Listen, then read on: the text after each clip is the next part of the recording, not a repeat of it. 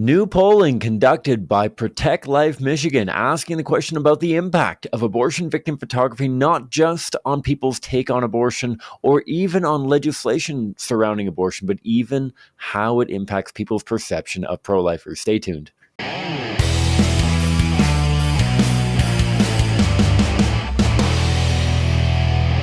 Hi, folks. Welcome back to the Pro-Life Guys podcast, a show dedicated to equipping you with the tools that you need to have compassionate and compelling conversations about abortion so together we can change minds, save lives, and transform our culture. My name is Cam. I am the host of the show. Welcome back for those of you who are long-time or even short-time listeners, and welcome to those of you who may be new. This may be your first episode, and if it is, I welcome you to the show.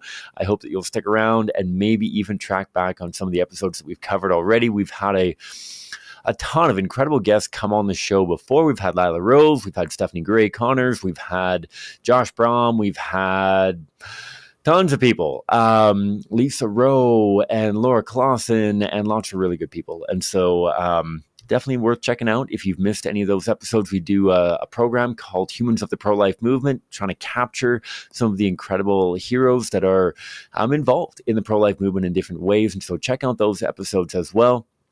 As I mentioned off the top, today's episode, we are back again talking about abortion victim photography. I know that some of you are probably wondering, like, why do we have to do another episode on this? Don't we do it enough? I get there's a ton of conversation out there. I get that there are people who are no longer dithering about abortion victim photography. I feel like the culture has changed dramatically since I first got involved in the pro-life movement back in 2009, where abortion victim photography was very much pitched as a theory of we're pretty sure that we could make some change if we do this based on historical precedent and all that kind of thing. Whereas now, and there's a lot of pushback at that time against the theory of, sure, you might be able to capture some of that historical data, but also what about pissing off people and what about making everybody mad at you and driving people away from the pro-life movement? I feel like that has died down, at least in some parts of the world and some parts of the country. I know that here in Calgary, when I first started working for CCBR, there were very, very few churches or pro-life groups that had any interest in partnering with CCBR whatsoever. And now it is difficult to keep up with the number of requests that we have to partner on different programs or projects, both publicly and visibly and behind the scenes. We have politicians that are constantly reaching out to us to help train their canvassers and get involved in their lit drops and whatnot. We have pregnancy support centers that want to collaborate with us at conferences and conventions and whatnot. We have a lot of people that are really coming around on the strategy because in some ways the proof has been in the pudding. And that's what I'm going to talk about today with Trevor Polo. One anecdote that I think is really cool, because we just got back from Florida where we're doing our abortion awareness project, where we have these frankly gigantic pictures of abortion victims, and they're challenging students on campus with this very, very large display that's often, I mean, the signs are like, I don't know, 8 feet high and probably 10 feet wide and that kind of thing, like very large signs that go all the way around a quad, challenging students to really reflect upon their worldview on abortion. We have dozens of volunteers around to engage people in conversation, that kind of thing. And I remember on the fourth day, so we take two groups down there. I was there for the whole first group and the first portion of the second group. And so the fourth day of our first group, we were at the University of Central Florida, which, for trivia people out there, is, I believe, the largest student population campus in America, with just over 70,000 students, which is wild to think about. 70,000 students. And on the last day, I was literally sitting behind the display. So it's often, for those of you who are watching on YouTube, a bit of a U-shape display.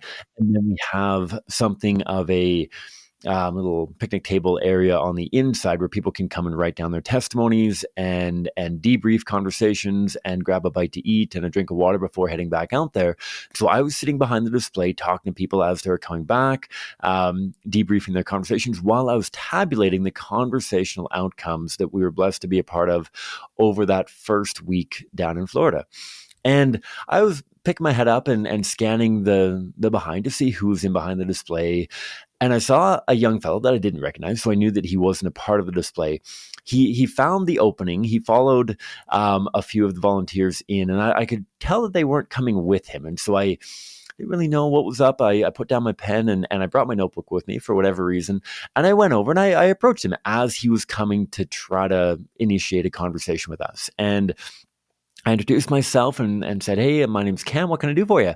And he said, "Hey, my name is Leaf, and I'm one of the leaders of the Calvinist Reformed or the Reformed Christian club here on campus. And I want to talk to you guys about this display because we just did one of our semester socials last night. We did a volleyball social for the club, and all of us were talking about how this can't be the best use of your time. This is driving people away from the pro-life movement. This is turning more people off than you'd ever see change. Like, why are you guys doing this? And why don't you do something else?" And so I said, you know what, I agree. These pictures are really, really difficult to look at, and they can provoke a lot of different reactions. Imagine that 200 born children, 2-year-olds and 3-year-olds, were getting killed every day in Florida. That's where we're at. So those are the statistics that I was relying upon. And imagine 200 born children were being killed every day. And the vast majority of people in Florida thought that that was okay. And those that didn't think that it was okay weren't really responding with the urgency necessary. And you were trying to convince them to act, but people were just either apathetic or outright hostile towards the message that you shouldn't be killing innocent 2-year-olds. What would you do? Would you show the reality of what was happening to these 2-year-old children being killed day in and day out? He thought about it for a moment. He's like, you know, that kind of makes sense. And I said, okay, well, if we would be willing to do that for born children getting killed day after day, why not preborn children?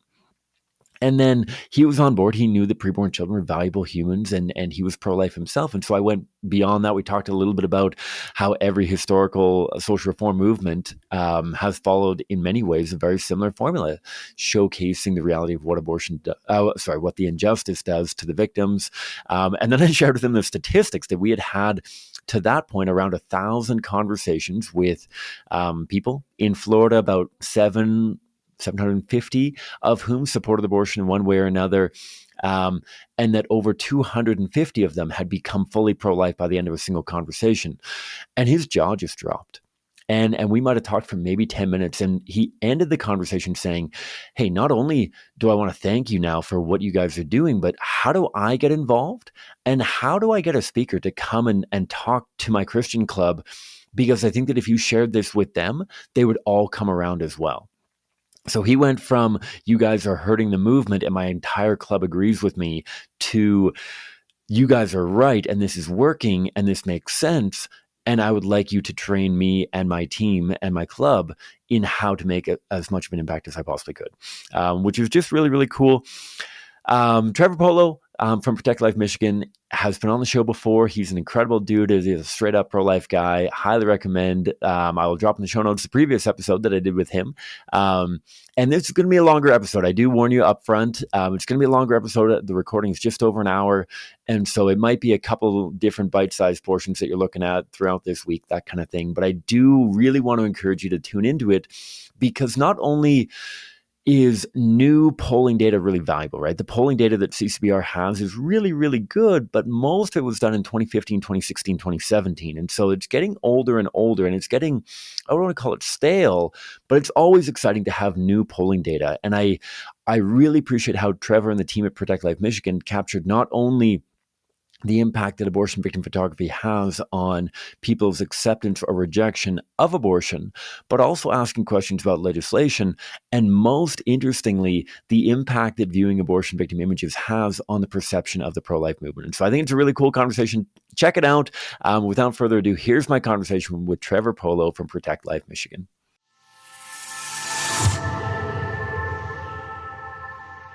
All right, Trevor, thanks a ton for joining the show again. Repeat guest. How you doing, sir?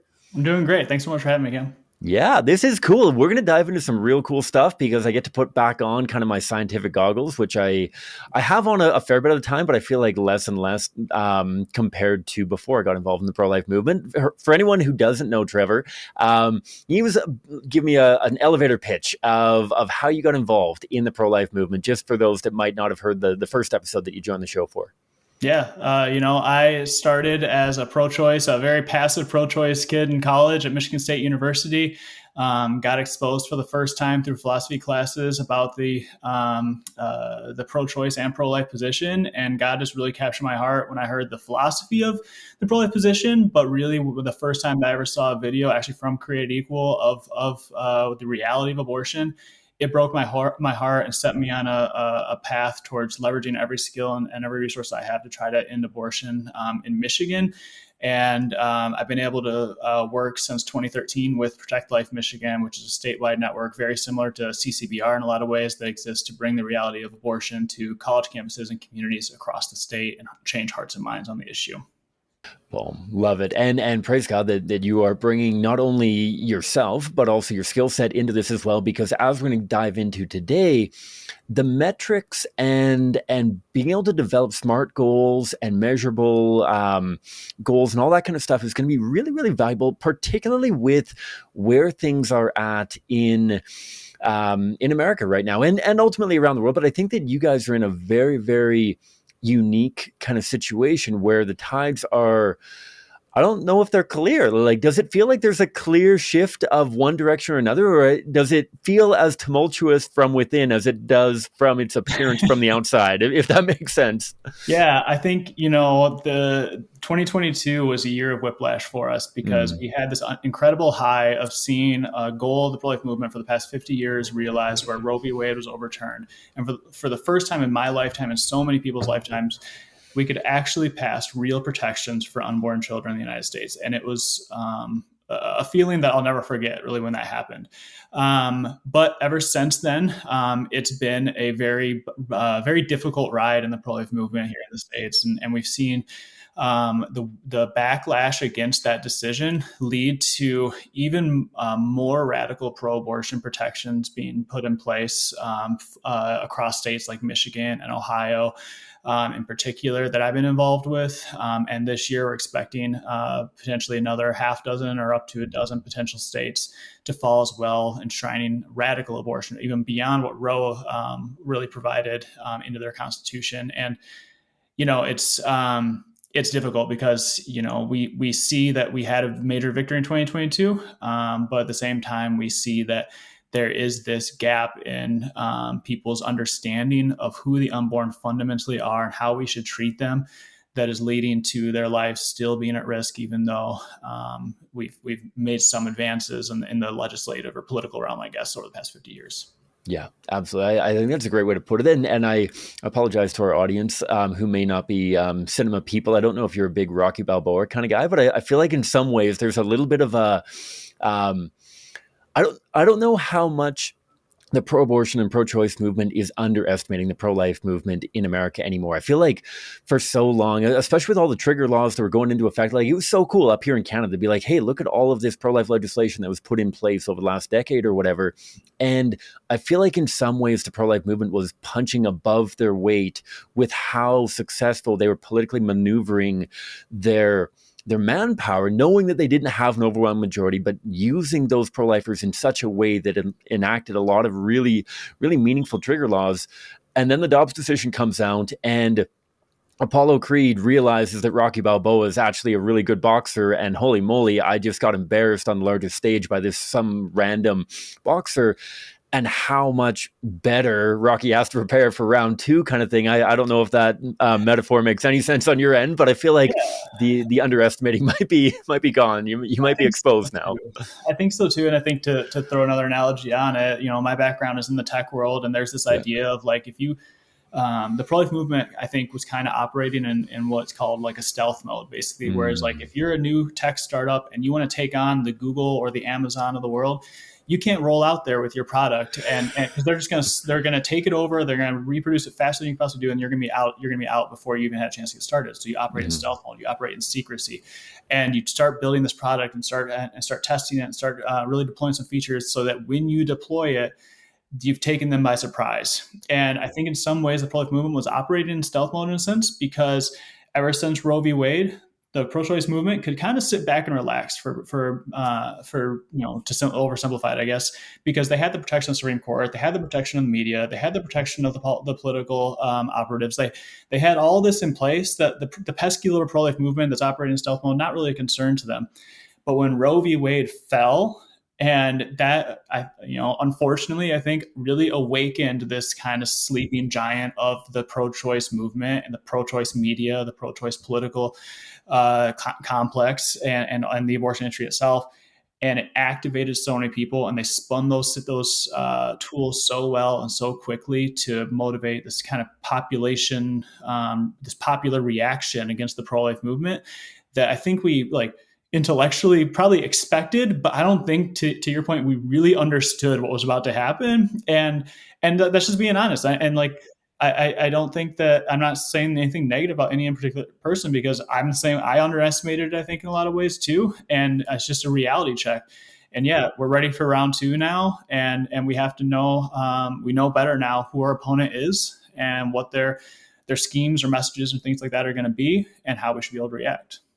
Yeah. And I think that this leads really well into the meat and potatoes of our conversation today in what does this mean for the pro-life movement and how we engage now that, not that we were operating per se in the shadows, but now that all the lights are on, now that this is no longer is no longer a Cold War. I feel like this is a hot cultural war, that the battle lines are drawn and there's not going to be that opportunity for stealth engagement anymore.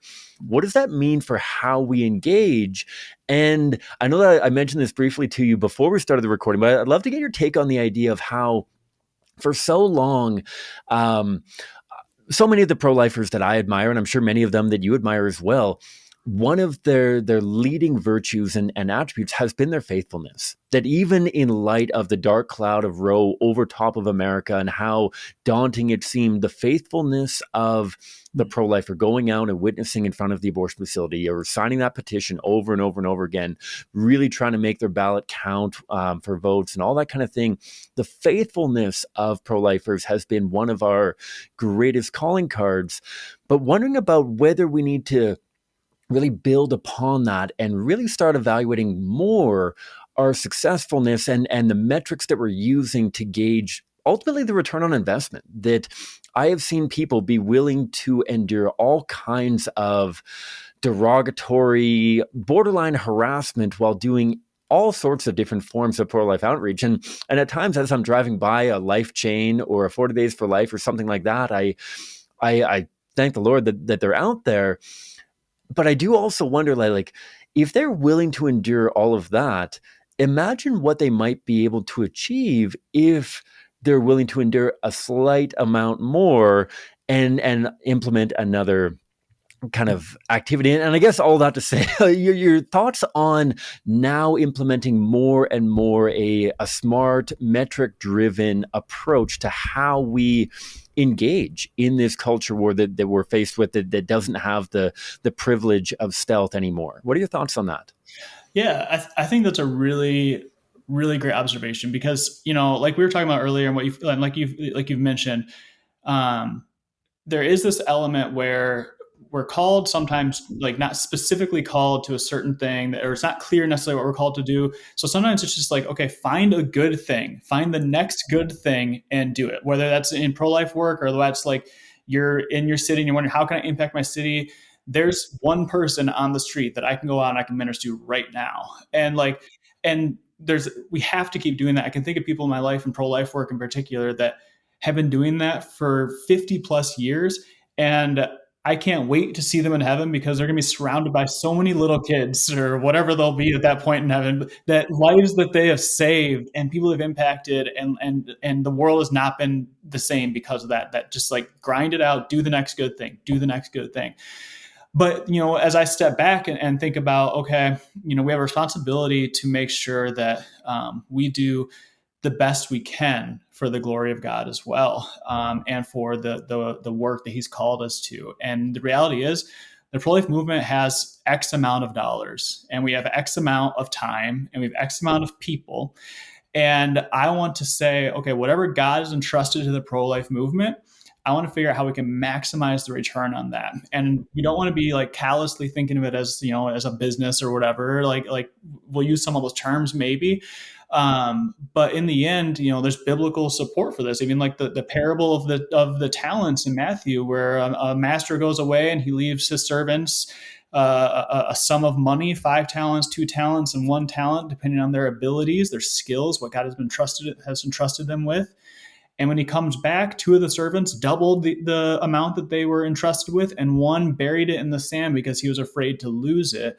And the master rewards the one that took what was entrusted to him and maximized the outcome, and punished the one who failed to think strategically and how to maximize what was entrusted to him. So I think we have to look at that and say, okay, how can we take the time, the money, the people that we have, the influence that we have, the institutions and powers that we have, whatever it might be, and maximize the lives that are saved, the minds that are changed, the hearts that are brought closer to the truth, and then ultimately the glory that is brought to God because of it. Absolutely. And I think that's such a valuable approach. And I think that it's worth mentioning as well, as we lead into some of the results that you guys found in the study that you guys conducted, that in evaluating success, it's not necessarily like, I think that it gives the best clarity for the present day. Hopefully it speaks towards the future, Lord willing. I don't think that either you or I are trying to look back into hindsight and trying to critique the work that has been done by pro-lifers before us. This isn't a matter of, was Operation Rescue in the early 90s the most effective use of everyone's time? I don't think that we can speak to that. And even if we could, I don't think that that's our place per se. But rather, I do think that now, as leaders in the current movement, it is our duty, our responsibility, just like it was the duty of those that have gone before us, to evaluate their culture and understand the best ways of meeting their culture and transforming their culture. That's the obligation that's been given to people like you and I. And so, bearing that in mind, share a little bit about the approach that you guys took to develop what I think is an incredible and very, very thorough study to evaluate the impact of abortion victim images in how it influences people's perspective, not only on abortion, but also on pro-life people and legislation as a whole. Yeah. So just as background, Protect Life Michigan historically has not always used abortion victim imagery. And even some of us on staff had been opposed to it for some of the reasons that I'll talk about. And it was actually back in probably 2017. There's 2 big events that happened. One was Create Equal came and talked to us about their use of imagery. We even told them, we're like, hey, we don't do this right now. We're not really sure how I feel about it, but we're willing to hear your perspective on why you use these photos and why we should consider doing so as well. And then the other thing that happened around that time period was Rebecca, who's a member of our staff here at Protect Life Michigan, went and actually, before she was on staff with us, interned with you guys out in Calgary. And she came back and said, oh my goodness, you guys have no idea what we're missing out on so much that they're doing that is impacting their cities so much. And we aren't being effective unless we start doing this, basically. So those 2 things happened, and we started using imagery as more and more as like the primary way that we engaged our college campuses that we work with, for example. And since then, we kind of have been wanting to evangelize that more and more to the rest of the pro-life movement, because we've been tracking every single conversation that we've had over that time period. And we do other outreaches as well, non-victim imagery outreaches. And the data that we have internally supports that there's no single tactic that is more effective at changing minds on the issue than the use of imagery, especially because it can scale more than a one-on-one conversation or anything can. So we wanted to, we've gotten feedback, we've gotten some criticism for doing it, like I'm sure you have as well, Cam, from pro-choice people, but even pro-life people as well. So what we wanted to do is say, okay, does this work and can we prove that it works so that we can be confident in our use of it? If it doesn't work, we don't want to do it. And hopefully so we can help other people see that it's not just something that we're kind of, it's our pet little thing that we do. It's something that we're doing because we intentionally chose it because it works. So there's really kind of four things that we wanted to answer, which is one, when we use victim imagery, how does it make people feel about abortion? The person that's passing by or sees that image, how does it make them feel about abortion? We also wanted to see how does it make them feel about the unborn child, not just one in that picture, but largely unborn children in general. How does it make them feel about pro-life people that are using these images? And then how does it make them feel about potential legislation? So that's really kind of the motivation behind what we did with this study, is we want to answer those questions so that we can be confident in the strategy that we're doing. Also, so we can understand maybe some of the kind of like demographic breakdown. Maybe this impacts women more than men. Maybe it impacts younger people more than older people. And maybe we can shift our tactics and how we target different areas or something like that based on some of that data as well. But also so that we can go to other people in the movement and say, hey, we're all recognizing right now that the population doesn't seem to be on our side about this issue. Here's our proposal. This seems to be one of the most effective single ways for us to change minds on this issue of abortion at scale in the least amount of time and with the least amount of effort maybe necessary.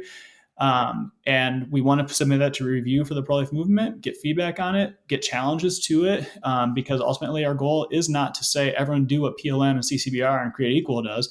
Our goal is to say everyone do what is most effective at changing hearts and saving lives.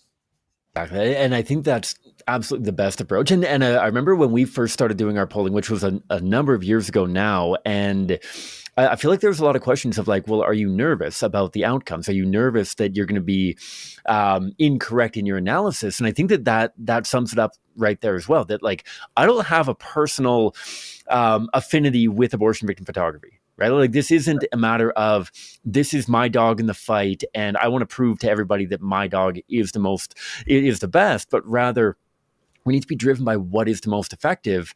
And going into any form of polling, if the results showed like, hey, it would be way better if you weren't using abortion victim photography, I feel like in a lot of ways I would have a big sigh of relief that on that front. I don't know about you, but like I feel like the results are not to again look back at like you guys are wasting your time or doing it wrong or that kind of thing. And so if we approach these results with an air of how do we best optimize our efforts, how do we best redeem our time, that kind of thing, I think that can be really, really helpful in our analysis of them, in wanting the truth to be clear, not even wanting a particular form of outreach or engagement or messaging to be superior, but rather let's have clarity in the truth so that at the very least we know what to pursue. Exactly. And right? Yeah, and I think that I think you're right in the sense that I was a little nervous when the results were coming back, in the sense that I was like, well, if I'm wrong, it's gonna be really embarrassing. So like, Yeah. I'm nervous maybe about that, but Yeah. in the end, yeah, I'm like, well, it's happening. Yeah. I even was like, I'm telling people ahead of time they're doing this because Yeah. I want them to know, so that I'm not tempted at all to try to hide or cover up or anything like that. Like Yeah. I want them to Yeah. know this is happening so that they can hold me accountable to it also. And I would love to find that there's another strategy that doesn't involve me getting yelled at as much and and stuff, because like that happens when you do this. When you do something that creates this much tension in society, you're going to get a backlash, and the data supports that. And so we're not hiding that at all.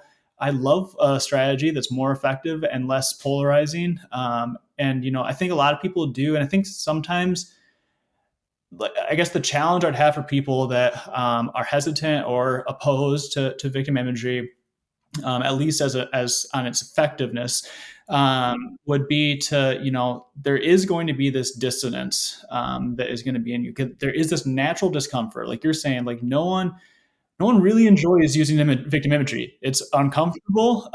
It's tragic. It's sad. It makes me feel all the negative thoughts and negative feelings, and that's good and that's appropriate. I think I should say, because it displays a very violent dehumanization, act of dehumanization, and we should feel that tragedy and that sadness. But I need to make sure that I don't let that emotional feeling let me dismiss the reality of whether or not it works. I need to make sure that I let the reality of what works triumph over the emotional hesitancies that I might have. Now, if the reality that is that it does not work, then yeah, I'm gonna be overjoyed that I can Yeah. relieve myself of that Yeah. emotional distress too. Yeah. And yet, I think you put it perfectly there. That this isn't about the overarching metric isn't simply how often do I get yelled at. Though we will get into that and some very surprising results. But maybe let's dive into some of the results. So you mentioned the four kind of categories that he was really evaluating off of um, kind of support or lack thereof of abortion, of their understanding of the preborn child, their understanding of or their appreciation, rejection of pro-life people and legislation. So maybe let's crush through them one at a time. Yeah. And maybe you can share some of the results that you guys found with the polling. We won't dive necessarily into all of the methods and the p-values and all that kind of stuff, because I know that might go over a few people's heads. I know that I had to do a lot of remembering to get back into my university statistics courses to be able to remember what kind of p-values I'm looking for. And so we'll drop in the show notes below the study itself, hopefully. But maybe let's walk through some of the results that you guys found. Yeah, and just to set up the basic kind of structure of what this survey was, it was a survey of 1,200 U.S. adults, and the methodology that we used is basically present the survey, and we'll ask them a few kind of screening questions to say what figure out what they basically believe about abortion. Do they think it's morally right, morally wrong? They're unsure, and then get demographics and things on them, and then we split them into two groups. Half of them, about 600 people, are going to get images that are not of victims of abortion. They are general pro-life, basically like pro-life social media graphics that make the pro-life argument. Abortion kills an innocent human being, or pro-life, pro-woman, pro-human rights, or there's different images like that. Half the respondents, as they go through the rest of the survey, are going to see variations of those images. The other half are going to see different images of abortion, one from the first trimester, one from the second, one from the third, and it'll rotate through those as they're answering their questions. So as we're going through those results, we're going to be comparing basically how people's opinions were impacted by seeing the reality of abortion compared to a control group, a B group, that saw images that were pro-life but not graphic or did not display the victims themselves. So if we start to just like digging into their reactions to abortion, we wanted to understand when they saw this image or when they saw a non-graphic image, did they see abortion any more or less positively, basically? And when we look at the group that did not see abortion victim imagery, the most common response to how does this image make you feel about abortion was an unchanged opinion. That was the most common. It wasn't the majority. There was a split, but the most common single response was unchanged opinion on abortion. So a general pro-life statement didn't seem to move people very significantly. However, when that same question was asked, hey, what does this image make you feel about abortion? And they saw victim imagery presented, then negative feelings for abortions increased by a little over 17%. So almost half of those respondents immediately upon the seeing of an image had an increased negative feeling towards abortion compared to the non-abortion victim imagery group. And even like when we dig more into that, we're like, okay, well, who had the greater impact? And we asked before any images were shown, we said, what do you think about abortion? And there's, you could say it's morally right and justified. I'm completely in support of abortion. You could also say I'm completely against abortion. But then there is options to say, well, I think it's necessary whether it's moral or not. So we kind of consider them like the necessary evil type of argument that we might hear from people. I don't like abortion, but it's necessary. There's also people that were uncertain about their opinion on abortion.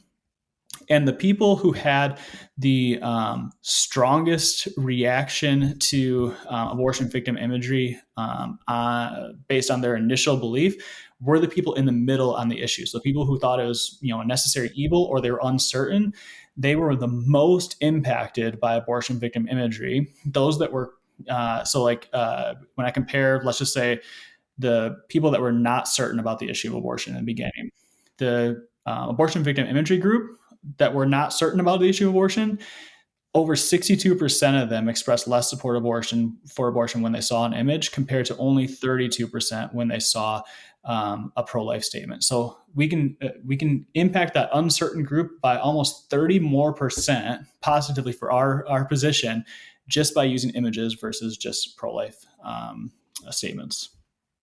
Huge, right? Like I feel like for you and I who are in the thick of things, like that is a number that I'm tempted at least to gloss over at times. So like 30% gains over the control. Like this is not over nothing, but rather over the control of non-abortion victim image related messaging, an additional 30% more, especially when you scale up. I was on your website. I'm on your website right now, actually. And the impact that you guys had last year of over 1 million touch points with your projects, and an added 30%. Sure, if you're talking to 10 people a year, an added 30% is probably still meaningful. But in engaging over 1 million people, an added 30% is tremendous when it comes to gains. And again, like we talked about at the beginning, if we're trying to affect the state, the nation, the world, and there's an awful lot of work to do. Something that works 30%, punches 30% higher is incredible. And so that's phenomenal. And I think that is something worth really, really owning. Not that we're not owning it, but like for the audience of knowing that in comparison, this gets us an additional 30%. Right. And that's it's so not cool. a significant change in the actual, like all we're doing is showing a picture. We're not even like, Yeah. that picture itself by itself, with no argument, with no context, with no larger discussion or anything like that. That picture itself moves people over, uncertain people over 60% of the time to feel less support for abortion. So we're not talking about, we're literally talking about just swapping one image for another, basically, and you can realize 30% gains. And like, that's a significant gain for a small change, basically, Totally. And like, not only is that valuable in Michigan, like I think this would be even more valuable in Canada, where there are so many more people, I feel like, in the mushy middle. That's part of the reason why we take people down to Florida, because they have often, we feel like, a much better defined worldview on abortion, because you guys are often thinking about it a little bit more critically than we are in Canada. And so with an even wider percentage of people in the quote unquote mushy middle, this is phenomenal for Canada, but I know that it's huge in Michigan as well. So let's move on then. So that's their perception on abortion. What was the next thing that you guys were trying to really evaluate? Yeah. So basically we wanted to understand, how does it make them reconsider their, the value or the understanding they're placing on the unborn child themselves. So can we basically, with these images, humanize an unborn child, would be the idea. The theory is kind of that abortion thrives when the victims remain less than human, when they remain anonymous. And we know, like, philosophically maybe, that there is this idea, or psychologically, I guess, where like if you can present the face of a victim there, and I know you guys do this really well, and we're stealing some of that idea, is basically say, show the faces of abortion, because humans identify with other humans via their face more than any other characteristic of them. So let's show the face of abortion to bring humanity to these otherwise dehumanized victims. But we want to understand, is there any data that actually like supports that actually happens? So one of the questions we asked was, do you believe that a fetus experiences pain during an abortion? And for both respondent groups, the imagery group and the non-imagery group, the most common answer was that they thought a fetus would experience pain during an abortion. But for the non-victim imagery group, it was only 42% of people that agreed with that. That was the most common answer. The others were either said no or they were uncertain. However, when imagery was used, we saw that number of people who affirmed fetal pain, even when it wasn't the image of a fetus that could experience pain. We didn't provide any biological evidence or anything. It jumped over 56% of people affirm fetal pain. So 14% increase in the affirmation of that. And what's interesting is the majority of that 14% increase didn't come from people that were uncertain about the issue, about whether or not fetuses experience pain during an abortion procedure. It actually came from people switching their answer more or less from the no to the yes side. So the non-AVI group, non-AVP group, almost 35% of them said fetuses do not experience pain during abortion. That number dropped to 23%, a 12% drop in the AVI group, in the AVP group, just by showing the image of abortion, whereas the uncertain opinion changed by less than 3%. So like, we're not flipping people that are uncertain, which is kind of surprising, but it's even, it's almost like they were uncertain, they're still uncertain, but people can immediately flip their mind on the issue by seeing the reality of what abortion is. So it's almost like they must have had a factual misunderstanding, I guess, of what abortion was that the images can correct by bringing that humanity to the victim, I think. Which shouldn't surprise, obviously it doesn't surprise either of us, but even many people who do any form of outreach, when they realize how many people are spouting the lie that they genuinely believe that this is a clump of cells with no human attributes in any way, I think that this demonstrates very clearly how humanizing the images are and how they capture an identity that we can relate to, that now they're relatable, right? Like, not only is their presence established, but through establishing their presence, you foster a relationship with that child, and you immediately put yourself in their shoes of like, I can see arms and legs and fingers and toes, therefore they must experience pain because I have fingers and toes and arms and legs and I experience pain. And so I think that captures in a really profound way the humanizing effect of these images in how they can even go beyond what the scientific data might show us on when pain capabilities are truly there, but rather capturing that human connection, human relationship once you've established the presence of that child and humanized them. Yeah, and I think like that's it's really interesting to think about, because if we look even like in the past successes of different social reform movements, the predominant way they're able to switch people's mind on an issue like this, or like other injustices of the past, is by getting them to identify more directly with the victim of the injustice. And like, if you think about Wilberforce and some of the images that he used, like the classic image of this African man in chains that says, "Am I not a man?" Basically appealing to, am I not like you? Am I not who you are? Can you imagine being me in these chains, being abused in this way? Appealing to that common humanity. We even see it like, as I've been studying some of the success of the pro-choice movement and like the LGBTQ movement and things.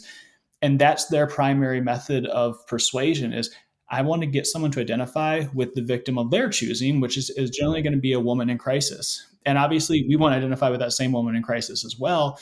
But to be frank, it's pretty easy to identify, to conceptualize a woman in a crisis, because you can think about your sister, you can think about your mother, you can think about your wife, you can think about your daughter, and that is a very obtainable point of reference that they leverage very, very well.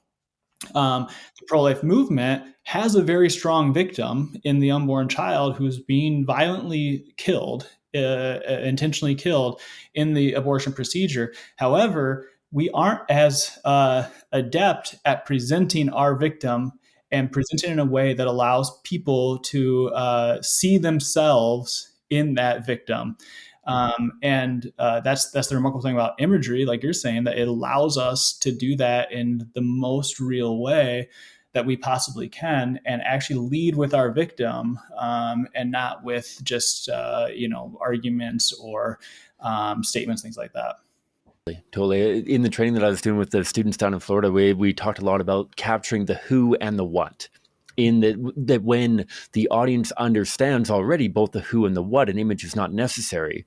However, if ever they don't understand one of the two of them, or neither of them, then an image absolutely is. And so when you hear about some random American who's been murdered, you know who's been murdered and you know what murder is, what has actually happened to them. Okay, you probably don't need an image for that. You look at something like the Holocaust where, okay, I know who Jewish people are, but I don't know what is happening to them. I need to capture the what through imagery. For abortion, for slavery, for a number of other causes that you allude to and that you mentioned more in the study as well, neither the who nor the what are understood. and you can bring that together in a profoundly compelling way with the abortion imagery. But what does that say about the people showing the imagery? Let's move into that third kind of category that you were evaluating. The impact that showing abortion victim imagery has on the perception of the person showing them, I guess. Yeah, and I think, and this was probably the section of the survey that I was most excited to see some of the results about, because up until now, a lot of what we had been asking had been already, we were kind of reproducing, honestly, in some of the polling that you guys have done. So we're reproducing it, which is fine because we want to reproduce the results so that it adds further credibility to them.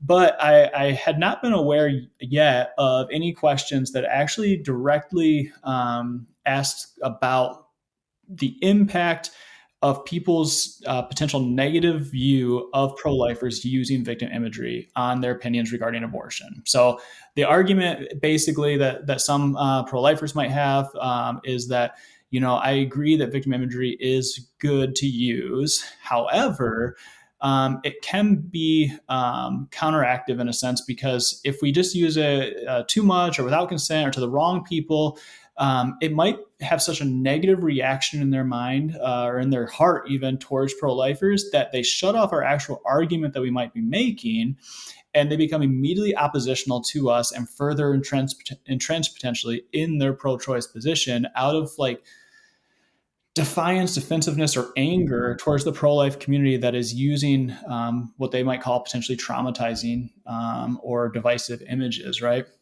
So again, we want to be as effective as possible. So we wanted to understand whether or not that was the case. So after showing these images and going through some of these questions, we asked a question about what the respondents' view would be of pro-life people using those images as part of the pro-life movement. And what was interesting is most people did not have negative feelings towards pro-lifers using it. It was the plurality, like it was the when if they were in the victim imagery group, the most common response was an increased negative view of pro-lifers, but it was only about 40%. So 6 out of 10 people are like, they either they like pro-life people doing that, they're probably very strong pro-life people, or they have no real opinion, they don't really care if we use it. But it is interesting that it was 40%, because the group that did not get victim imagery, and they're asked, what do you think about a pro-life person using these victim imagery images? Only about 30% of them had negative feelings towards pro-lifers. So that means that, in my mind, a pro-life person saying anything pro-life is going to make about 30% of people upset, right? Which I guess is understandable. Like, I don't care what you say if you're a pro-choice person. I'm going to be upset that you say pro-choice stuff because I think it's wrong and it's immoral. Like, so we can kind of assume that 30% is the baseline, I guess. But the AVI group did have a 10% increase in negative feelings towards pro-lifers. So that could be significant for us to consider, at least. So what we wanted to do then is compare those answers to what they said about abortion, because, to be completely frank, I don't really care if they like me or not. I don't do this to get like more friends. It would be a bad strategy. It would not be effective to get more friends by using a victim imagery, right? So what we want to do, though, is understand for people who did have increased negative feelings towards pro-life people for using these images, was that accompanied by an equal or greater level of increased negative feelings towards abortion itself? And that's where it got very interesting. So of the group that did not get images, like I said, about 30% of them had increased negative feelings towards pro-lifers. That's just the baseline. And about within like 1%, the same number of people had increased negative feelings towards abortion. So they those groups are like, yeah, I don't like pro-life people doing this. I also kind of don't like abortion at about the same level, basically. What was interesting, though, with the imagery group, though, those who saw victim imagery, was that their increased negative feelings towards pro-lifers went up to about 40%, like we said earlier. But their increased negative feelings towards abortion went up to almost 50%, 49.5%. So for every 1% negative increase basically towards pro-life people, it was almost accompanied by a 2% increase in negative feelings towards abortion. So if we're willing to withstand a slight increase in people not liking us, we can almost like double our impact on their feelings towards abortion. Which to me mean that I'm called to, make people feel less positively about abortion, not more positively about pro-life people. I think that is really important statistics for us to hold on to ultimately.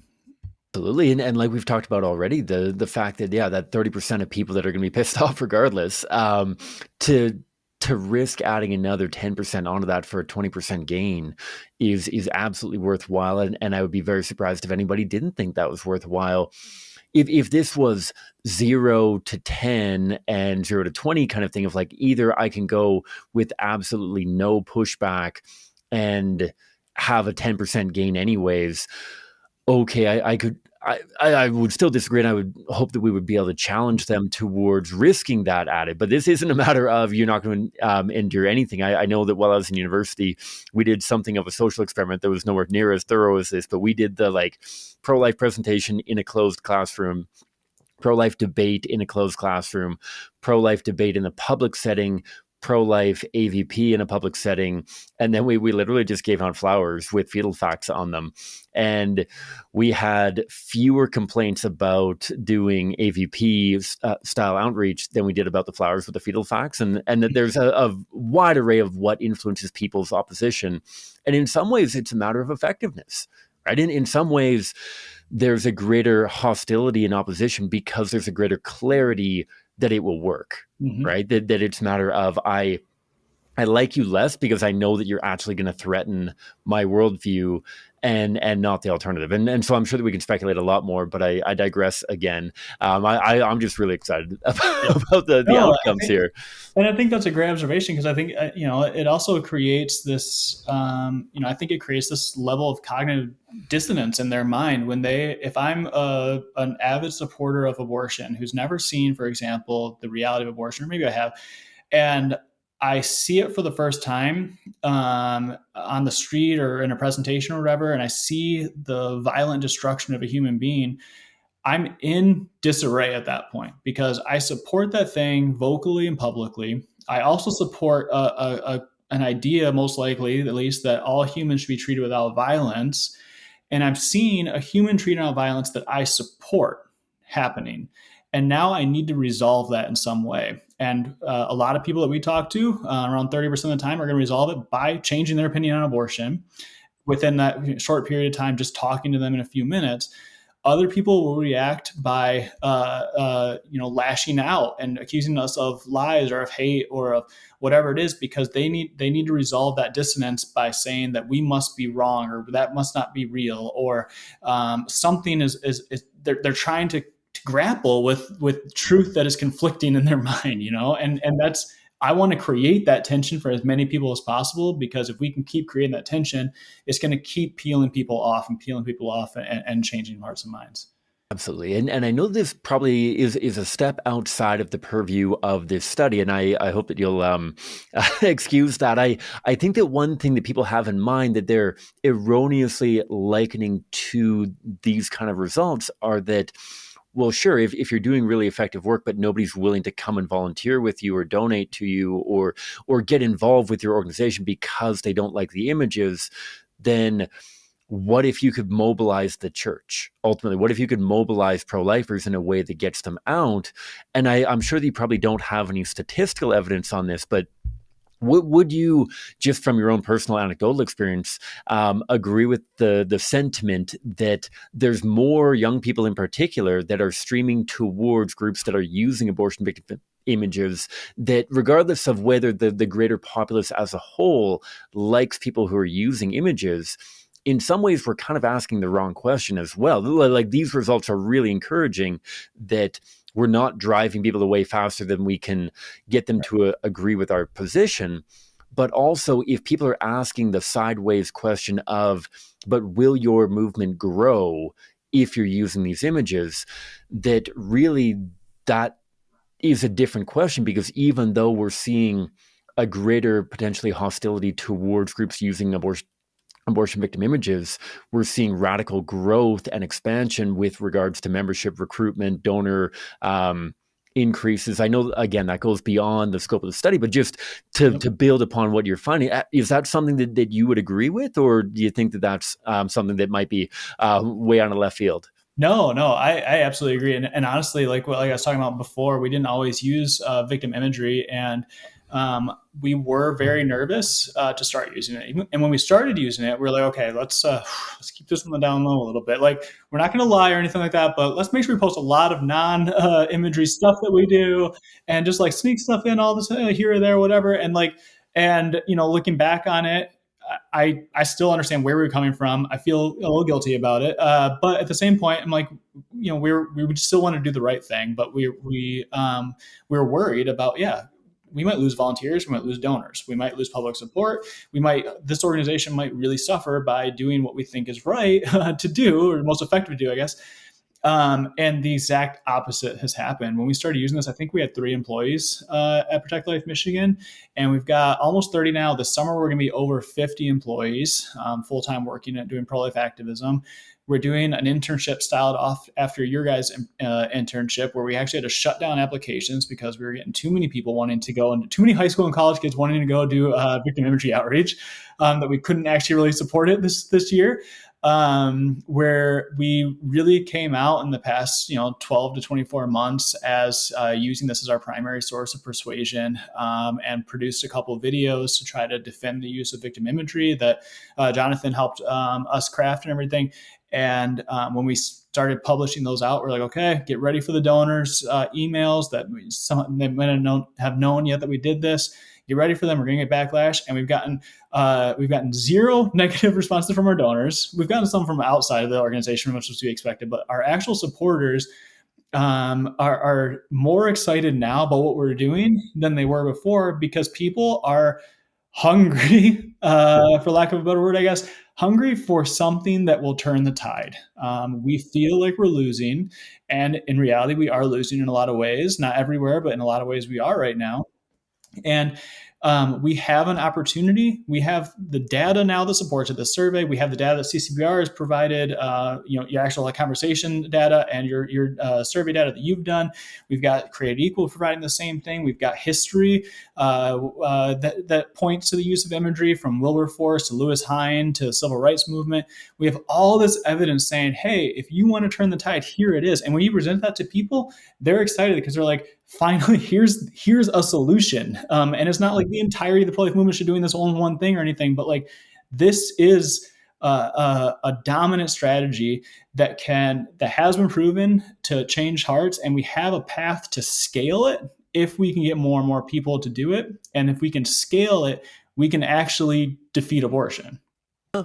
Yeah, and maybe let's talk in that last area where, culturally, you guys in America are probably a decade, if not multiple decades ahead of where we are culturally. So like, we're really not evaluating the question of legislation and the impact that AVP and victim imagery has on legislation whatsoever. But like, you guys are in the throes of things, and I know that there has been a vibrant debate of like, okay, abortion victim imagery works for educational purposes, but is it a hindrance for legislative purposes? And because you guys are kind of in that estuary of dealing with both, you need the education, but you also have opportunities legislatively. Is this a matter of, okay, we're going to have to put all of our images away during election season or during policy votes and whatnot? Tell a little bit about and how relevant it is for you guys, the results that you guys saw with regards to the impact that imagery has on people's willingness to support or reject legislation. Yeah, and it was actually really interesting. And I think that these specific questions you're bringing up now need a lot more investigation, because it was very clear and statistically significant. All the other questions that ABI had a profound impact on people's opinion on abortion. Where it became more murky was when we asked questions about, would you support a total ban on abortion? Would you support a heartbeat ban? And would you support a fetal pain ban, which we said would be around a 15-week ban? And When that happened, we found that it had mixed results or little impact on their support for legislation. And I think that there might be a couple reasons for some of that. So, one, it did seem to impact, and it was statistically significant that it had an impact on their support for a total ban on abortion, with the exception for life of the mother as a clause in the proposal. And so, like the non-AVI group, about 27.8% of people said they would support that. With the group that saw victim imagery, that went up to almost 34%, a little over 6% increase. Not as significant as we were expecting, and but still, does it hinder that effort? No, I think the evidence is clear that it doesn't hinder that effort. It instead, what it seems like it does is it doesn't impact directly their political decision making yet, and I think we can speculate potentially on why. I think part of it is probably political identities are different questions than views on particular like moral questions, I guess. So if I run into this as a firm Joe Biden supporter, progressive Democrat, or a self-identified liberal person versus a conservative, a Trump supporter, a pro-life person, whatever it might be, I think especially, I can only speak to American politics, that political identity is going to shift the way that you perceive and make decisions about legislation, even when it might conflict with some underlying morality that you might have. I think that's why even religious evangelical or Catholic people sometimes will go against their own teachings of the faith on political matters, in particular on abortion, fairly often, because political identity can be a driving force above religious affiliation or moral inclination or things like that. So I think we still have a big challenge in the pro-life movement to figure out how we can rip apart political identity and abortion beliefs a little bit more, so that we open room for someone who wants to see climate change legislation and union work and stuff like that enacted, so they generally align on the left, political left, but can still feel confident to hold pro-life views. And I think it's a big ask to have someone do that, honestly, because they become a political homeless person, more or less, because they're rejected by the right for everything else they believe, and they're rejected by the left because the left has so firmly attached itself to abortion rights ever since 2008, in the United States at least, that they've eliminated the opportunity to be a genuine pro-life electable Democrat, for example. Mm-hmm. Absolutely. And even how I think this again stems back to the value of the images and how we prioritize the abortion issue as well. I'd be very fascinated with further studies and further investment into anchoring their considerations with the humans impacted by abortion. Yeah. That I feel like for so many people that I talk to for election, it comes down to a very,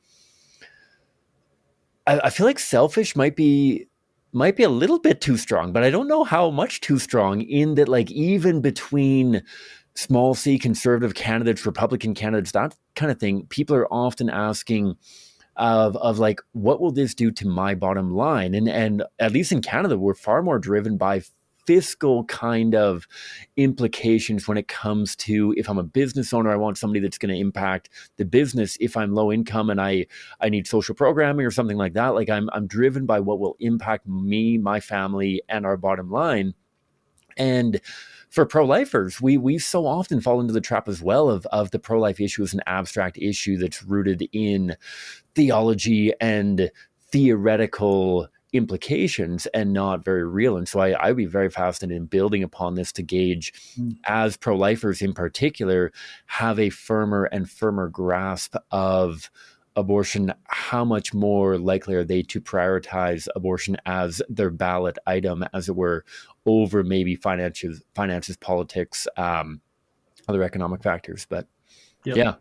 Yeah, that's a big challenge. Yeah, how do you open room for left-leaning individuals to support pro-life legislation? But yeah, and then how do you also prioritize abortion as a priority for our base, or the institutions of power that we do have, Christians and the Republican Party, for example?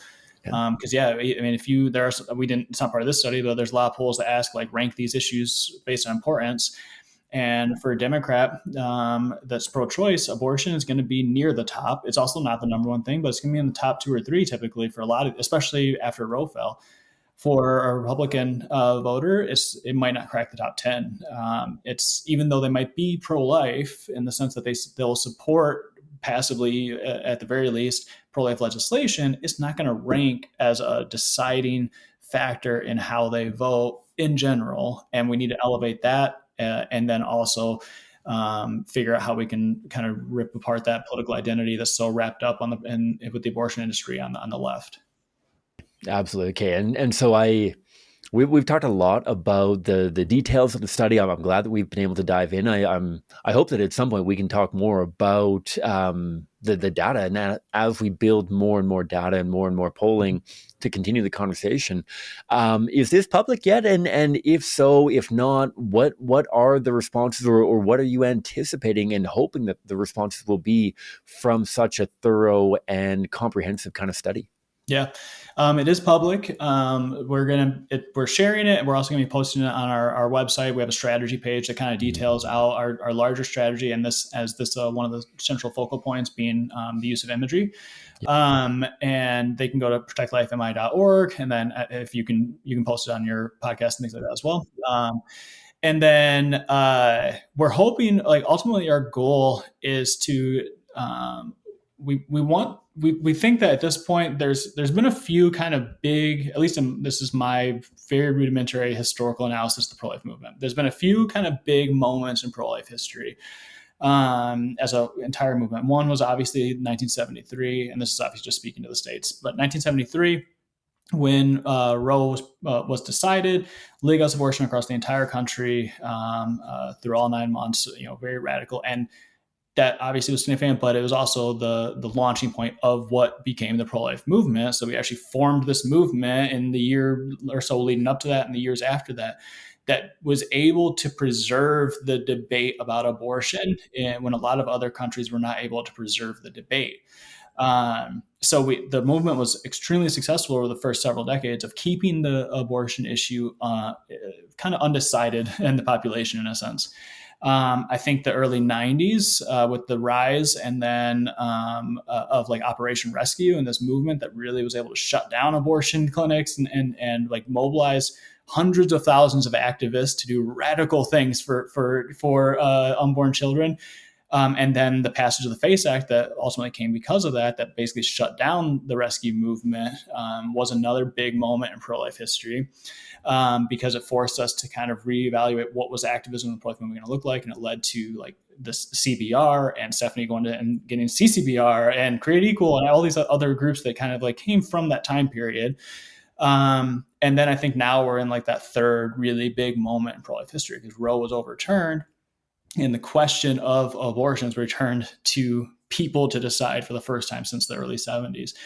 And I think that what we want to help at Protect Life Michigan, and what I want to do individually as much as possible, is help the pro-life movement figure out how we can navigate this new reality of the movement, and figure out what have we done well and where are we currently failing, and move quickly to pivot, so that we don't lose more lives, or potentially get in a position where it's going to be more difficult for us to win back the wins that we've had over the past couple of decades, with all these ballot initiatives and things like that. They're setting up new challenges for us. So this study is just one piece of that, where we can say, all right, here's a tactic that we can show is easy to implement, is scalable to society, and is remarkably effective at quickly changing minds on the issue. Yeah. And I think that capitalizing on the momentum and doing this in an effective and timely manner is so valuable, especially because of, like you said, how much has changed in the last couple of years here. And to be able to capitalize on that and say, we are at a crossroads and we have an opportunity to not only push back and maybe a few of these states that are going to come up for these constitutional reforms and whatever this year, but also start pushing back that this isn't a matter of the sleeping giant has been awakened and he just needs to slap the snooze button and go back to sleep, but rather like this alarm is going to keep Mm, going and building and building and yes. building, and we are no longer going to be ignored, and we are actually going to be able to triumph if we dedicate ourselves towards these kind of strategies that allow us not to punch above our weight, but to like massively hit gains in in our weight loading, as it were, um, in a way that is going to say, you know, we worked so tirelessly building this strong foundation for decades and decades, and now is the time over the next decade to capitalize on that. And if we can make some major breakthroughs over the next 5, 6, 7 years, leading up to 2030, I really think that we could be achieving something pretty amazing in America, which would serve as something of a blueprint, not only for us here in Canada, but around the world ultimately. Yeah. Yeah, that's absolutely the goal. We, we have to be very careful not to um, fall into complacency or despair. Complacency being that we did our big thing, we got Roe overturned, and now let's ride it out or whatever. Or despair because we've lost a lot since then. And I know it's been really difficult in Michigan. For like me personally, it was very difficult to get past the Proposal 3 laws we had. Ohio was also similar. So we need to make sure that we're like, okay, whether or not we won or lost these battles, or will win or lose these battles, win or lose these battles this year, there are still hundreds of thousands of lives that are counting on us to do something. And there are still pro-life people that were radically committed to fighting against abortion that we need to keep engaged and figure out how to activate maybe for the first time sometimes. And if we do that, with effectiveness, not only will we be more effective at actually like changing hearts and minds and saving lives, but to your questions earlier about like, did we grow basically? The more effective, I firmly believe the more effective you are, the more people are going to flock to you to get involved. People are desperate for success as a movement. And if you can genuinely be successful, not fluffy successful or putting out a show or whatever, but if you're willing to grind day in and day out and go out and do the hard things that work well, people are going to flock to you. And we're seeing it. I know CCBR has seen it over the past 10 plus years. PLM has seen it, creative, like we're seeing it over and over again. And I just want more and more people to have that opportunity to share in that success. Absolutely. And so hopefully a whole bunch of people listen to this episode and their worlds are rocked and they say, you know what, like now is the time. Like now is the time to talk to our board of directors. Now is our time to talk to the other staff. Now is our time to really evaluate what we're doing. I don't know how many events and opportunities you would have off the top of your head, but as well, I hope that we're taking these principles and not necessarily jumping to the conclusion. It's been funny. I've worked with a few people here in Calgary. My colleague Kwana has worked with a few people as well. In even greater capacity of people who will take this kind of data and be like, okay, well, where do I order my sign? Where do I order 1 billion of these images and just like start delivering them? And often we make the analogy of these are power tools that if you know what you're doing and you use them effectively, they allow you to work incredibly efficiently. If you don't know what you're doing, if you don't know how to use these appropriately, you can cause a lot of damage to yourself, to others. And there are definitely ways that we could spike that 10% growth of people and their opposition to people using abortion victim images.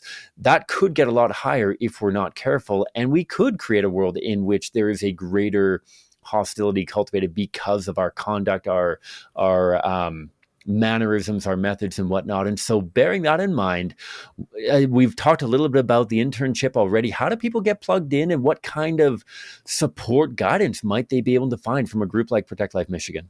Yeah. And I think you hit the nail on the head is there's, especially when we're talking about using victim imagery, there is a right way and there is a wrong way to use victim imagery. The use of imagery should be to bring humanity to the unborn, not to exploit their memory, for example, or to use them in inhumane ways or anything like that. Because ultimately they were this victim that deserves respect and honor, and they were denied that in their death. And we want to give them that in their memory.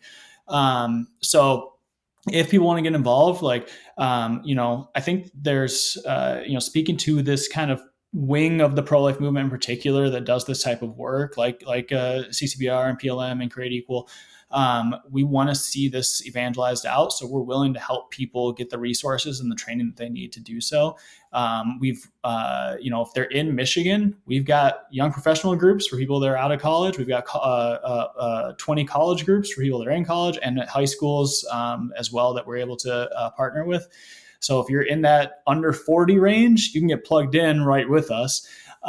If you're not part of those networks, or you want to start your own thing, or you're like, well, I'm just in this little tiny town, I want to just change my neighborhood's opinions on this issue, we can give you the resources, the power tools basically that you're saying that you need, and we're willing to help share the training and have you shadow and have you take part in our outreaches. This summer, we're going to be doing outreaches in Metro Detroit, full time, or our internship, just like the Canadian ones. Bringing in high school and college kids and spending every week, almost every day, out doing activism, engaging our community. And we'd love to have people that are interested get plugged in and figure out how they can help supplement that, or take part in that, or even shadow some of that. We want to see more and more people, for lack of a better word, like radicalized to do hard things. And we're willing to help invest in that, because we've been the beneficiary of that. We wouldn't be here without groups like yours and Mark and Seth down in Ohio that were willing to do that for us. So we're willing to do the same thing for others as well. Absolutely. I'm going to drop a bunch of those links in the show notes below for getting involved. Absolutely. They need supporters as well, financial partners, all that kind of thing. And so donate as well. Couldn't recommend that higher. Anything that I missed? Anything that we should be chatting about that we haven't talked about yet from the study and outcomes that you saw? No, I don't think so. I think that ultimately I just want to encourage people to consider the anecdotal evidence that we have. If you follow us on social media, we're sharing all the time stories of people whose mind have been changed just by seeing the image. Women whose children are alive today because they saw an image of abortion. People who are on staff with us now who were passive pro-life people, and their life was rocked when they saw the reality of abortion for the first time, even though they were in church and talking about this issue before. So we have this anecdotal evidence. We have the historical case for the use of victim imagery in general, from Wilberforce to Hine to civil rights to all these to animal rights, to all these examples of how images like this can stir and change the population. And then we have the data as well. So it's my humble opinion that until someone can kind of disprove that historical evidence, that data evidence, and that anecdotal evidence, we not only should consider using abortion victim imagery, I think we honestly have an obligation to use abortion victim imagery as a significant part of the pro-life movement strategy, and not just the pro-life movement in general, but you as a listener's strategy for how you want to get involved in the pro-life movement. We don't want to generalize our responsibility. If this is the tactic that works, there's nothing that stops you and a few of your friends from doing a tactic that works. You don't need to be on staff with CCBR or PLM. You can get everything you need from us, and we'll partner with you, and you can go out and you can do it. And even if you feel nervous or mess up or say something that's not the best way to say something, I promise that 99 times out of 100, it's going to be better than the alternative, which is you not being there, you not saying something. And someone will always be just as pro-choice as they were before if no one talks to them or no one does anything. But more often than not, if we're able to actually talk to somebody and engage on this issue, they will change their mind. It's just possible. And if we can scale it, we'll win. So. Absolutely. The last little nugget I'll say, all of this is done without any kind of apologetic behind the images. The polling that you guys showcased, this isn't even done with any kind of a defense of the pro-life worldview. Just imagine what these results will look like once there's a kind, compassionate person holding one of these signs, able to have an effective conversation. God is good, and the winds of change are coming, to use whatever metaphor we want to use. Trevor, thank you so much for giving me over an hour of your time, and for all the work that you and the team at Protect Life Michigan have done in not only implementing effective strategies, but demonstrating the outcomes and the evidence behind it. Thanks a ton.